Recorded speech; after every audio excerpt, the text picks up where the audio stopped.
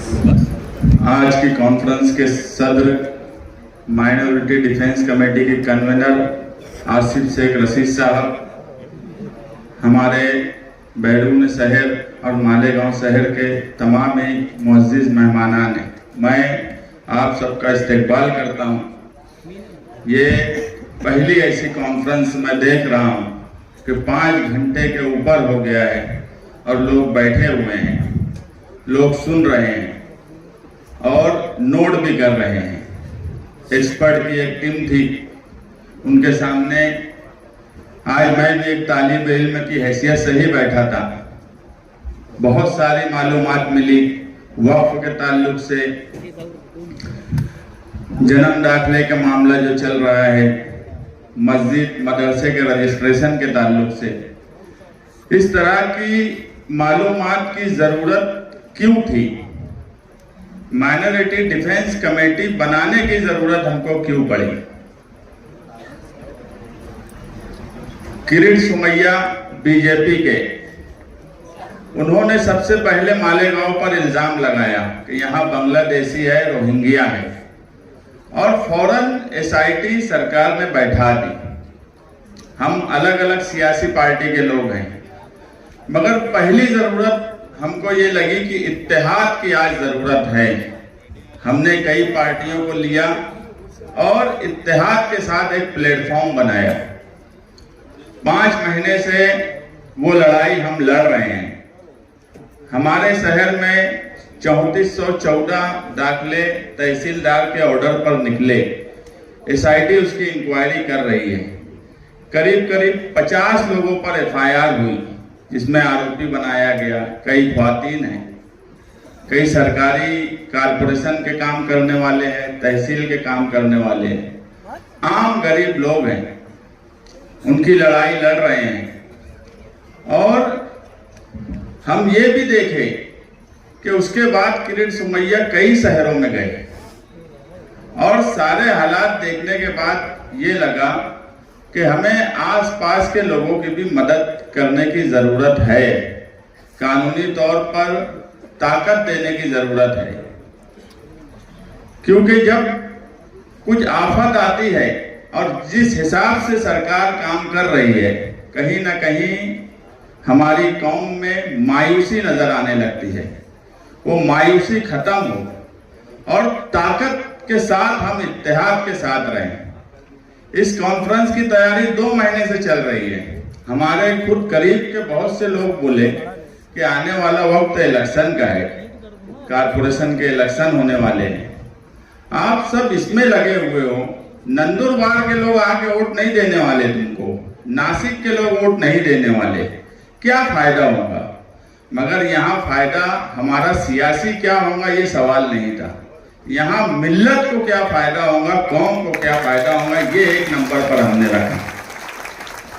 क्योंकि इसमें 2 महीने की तैयारी, एक्सपर्ट कौन रहेंगे वो समझना, लोगों तक पहुंचना, मेन पावर लगाना, तो हमने इलेक्शन को सामने नहीं रखा। हमारे लिए सबसे पहली तरजीह ये थी कि इन लोगों की मदद कैसे की जाए और किस तरह की जाए।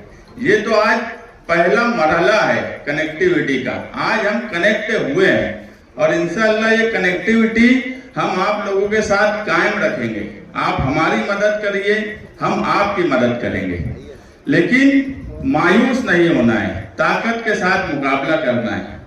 आज ही मैं एक बयान पढ़ा चीफ जस्टिस ऑफ इंडिया का कि उन्होंने इटली में ये कहा कि हिंदुस्तान की सरकारें खुद जज है, खुद जुडिशियरी है और खुद ही जल्लाद का काम कर रही है। बिल्कुल सच बात है, मगर सिर्फ मुसलमानों के लिए। ये तीनों चीजें, सरकार खुद जज बनी हुई है, सरकार ही जुडिशियरी का भी काम कर रही है और सरकार ही सजा भी देना चाहती है। यही मुसलमानों के साथ आज हो रहा है। जस्टिस BR गवई का ये बयान, और इससे पहले नवंबर में जस्टिस BR गवई का एक ऑर्डर सुप्रीम कोर्ट का। बुलडोजर की सियासत या बुलडोजर जब किसी के मकान पर चलता है, कोई दरगाह पर चलता है, मस्जिद की खबर आती है तो दर्द होता है। वो नागपुर में भी चलता है तो दर्द होता है, और दर्द के साथ मायूसी भी होती है कि क्या हो रहा है। किसी को किसी भी मामले में आरोपी बना देना, उसके बाद उसके घर पर बुलडोजर चला देना, ये घर बनाना, और घर जो है इंसान का सब कुछ है, उसको तोड़ देना, पूरा खानदान पूरा परिवार सड़क पर आ जाए, ऐसे हालात पैदा कर देना। जब जस्टिस बी.आर. गवई ने जजमेंट दिया तो जजमेंट का पहला शेर उनका था कि अपना घर हो, अपना आंगन हो। इस ख्वाब में हर कोई जीता है, इंसान के दिल की ये चाहत कि एक घर का सपना कभी ना छूटे। उसके बाद उन्होंने 95 पेज का पूरा जजमेंट दिया। हमें ये भी पता है कि ये ऑर्डर होने के बाद भी मकानात तोड़े गए। हम आपसे यही कहना चाहते हैं कि कानून भी ये है कि अगर किसी के मकान, दरगाह, मस्जिद का कोई मसला है तो उसको due to process of law ही किया जा सकता है। तुम 1 दिन या 2 दिन की नोटिस पे उसका मकान नहीं तोड़ सकते, कम से कम 15 दिन की नोटिस उसको देना पड़ेगी ताकि वो अपने कागजात या उसके जो भी मामला है वो ला कर दे सके। अगर ऐसा कोई भी मसला आता है आपके शहर में या आसपास महाराष्ट्र में कहीं भी, अगर वो हमसे राब्ता करेंगे तो इंशाअल्लाह उनकी कानूनी मदद करने की पूरी कोशिश करेंगे। हमने मालेगांव शहर में एक किला झोपड़पट्टी थी, सरकार ने पूरी ताकत लगा दी थी कि उस झोपड़पट्टी को किसी भी सूरत में तोड़ना है। हमने कानून का सहारा लिया और पूरी झोपड़पट्टी को बचाया, स्टे लिया।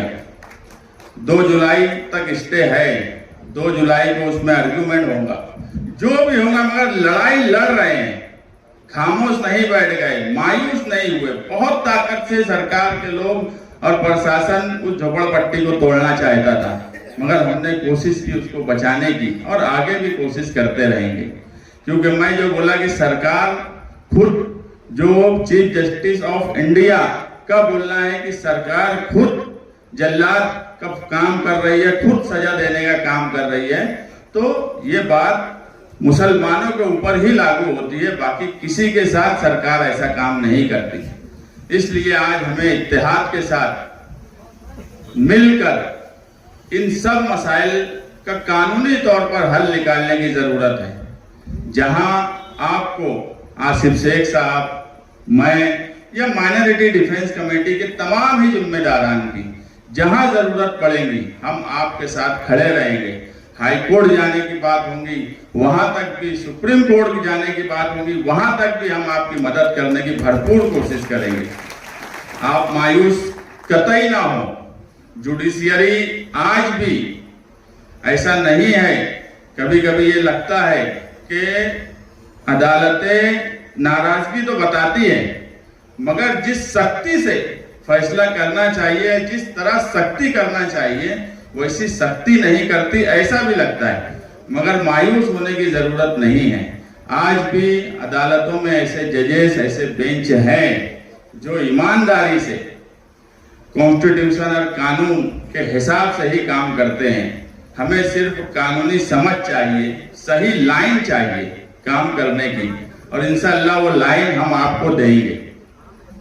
हमारे यहाँ ऐसा हुआ कि 5 महीनों से, यानी मैं सिर्फ ये एक मिसाल दे रहा हूं एक आदमी की, कि सरकार किस तरह से तकलीफ मालेगांव शहर को दे रही है। अगर ये माइनॉरिटी डिफेंस कमेटी नहीं होती तो आज मैं गारंटी से बोलता हूं कि मालेगांव शहर के कई 100 लोग जेल में होते। हमने बहुत कोशिश की कि किसी भी तरीके से मदद की जाए। हमारी लीगल टीम एडवोकेट अजीम खान है, एडवोकेट आरिफ है, एडवोकेट तौसीफ है, और भी कई वकला की टीम हमने बनाई जो मुसलसल मदद करने की कोशिश कर रही है। एक मामला मालेगांव शहर में ऐसा हुआ कि 3314 तहसीलदार से आदेश आए, उसमें किरीट सोमैया जी आए और तहसील ऑफिस से 1044 आदेश बोल दिए गए कि ये साइन ही तहसीलदार की नहीं है, सिक्का ही तहसीलदार का नहीं है। उस पर प्रेशर बनाकर एक एफआईआर दाखिल कर दी। हमने ही कोशिश की कि आम लोगों को उसमें परेशानी ना हो। एक doctor Nasir Hussain Chaudhary MBBS doctor Malegaon ग्रामीण में 2020 से 2022 तक काम किए। उन्होंने 2 जन्म दाखिले उनके बच्चों के आदेश पर बनाए। उनको वो नागपुर भी उनका ट्रांसफर हुआ। वहां से एक अच्छे डॉक्टर और एक अच्छे इंसान का कैरेक्टर सर्टिफिकेट भी मिला।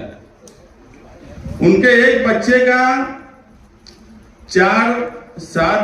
4 जुलाई 2024 को 1139 जावक क्रमांक तहसीलदार बोलता है कि ये हमारा है। 4 जुलाई 2024 का जावक क्रमांक 1140 तहसीलदार बोलता है कि इस पे हमारी साइन, ये बोगस बना है। वो डॉक्टर यूपी चले गए हैं, शिफ्ट हो गए। वो वहां से आए, मैं बाहर था, मुझे फोन किए तो मेरी फोन पे ही उनसे बात हो पाई थी। उनसे ये पूछा गया कि तुमने ये बोगस कागज बनाए। एक सरकार का MBBS डॉक्टर जिसने अपनी सर्विस अलग अलग जगह पर दी हुई है, सिर्फ मुसलमान है, वो बोगस कागज बनाएगा? ऐसा मुमकिन है? एक बच्चे का उसी तारीख को बोलते हो कि सही है, दूसरे बच्चों का बोलते हो गलत है।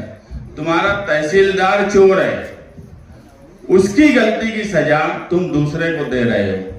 इस तरीके के हालात मालेगांव शहर में है। माइनॉरिटी डिफेंस कमेटी पूरी कोशिश कर रही है कि हर तरीके से उनको कानूनी तौर पर मदद करे। आगे हम भी 22 तारीख के प्रोग्राम में थे। अब अगर हमें जमहूरी एहतजाज करने की जरूरत पड़ेगी तो अब हम जमहूरी एहतजाज की तरफ भी जाएंगे। आप अलग अलग हिस्से से सब लोग आए हैं। बहुत से लोगों ने कहा आने वाला वक्त पूरे महाराष्ट्र में इलेक्शन का है। ये कोई इलेक्शन के सवाल पर बात नहीं है। आप किसी के भी साथ रहिए, लेकिन आप एक बात का ध्यान रखिए कि सारी कार्रवाई, वो प्रांत ऑफिस हो, पुलिस हो, आखिरी में बुनियादी तौर पर कारपोरेशन, जिला परिषद, म्युनिसिपैलिटी से ही नोटिसें आती हैं। तो आप वहां पर अपने अपने एरिया में देखिए कौन लोग मालूमात है, किसको कानूनी समझ है, कौन तहसील ऑफिस, कारपोरेशन यहाँ की समझ रखता है, ऐसे लोगों को निकालिए। आपको तकलीफ भी सियासी ताकत के बलबूते पे दी जा रही है, तो आपको भी सियासी ताकत अपने अपने गांव में, अपने अपने शहर में बनाने की जरूरत है। ऐसे लोगों को लाने की जरूरत है जिन्हें कुछ समझता है। मैं आए हुए तमाम ही मेहमानान का शुक्रिया अदा करता हूं और माइनॉरिटी डिफेंस कमेटी की तरफ से आपसे वादा करते हैं कि ये पहला मरहला है। इंशाअल्लाह ये कनेक्शन हम आपके साथ कायम रखेंगे। आपकी किसी भी मुसीबत में, किसी भी तकलीफ में आप कतई मायूस ना होइए। आप हमसे राब्ता करिए, हम आपके लिए हर तरीके से मदद करने की कोशिश करेंगे। शुक्रिया।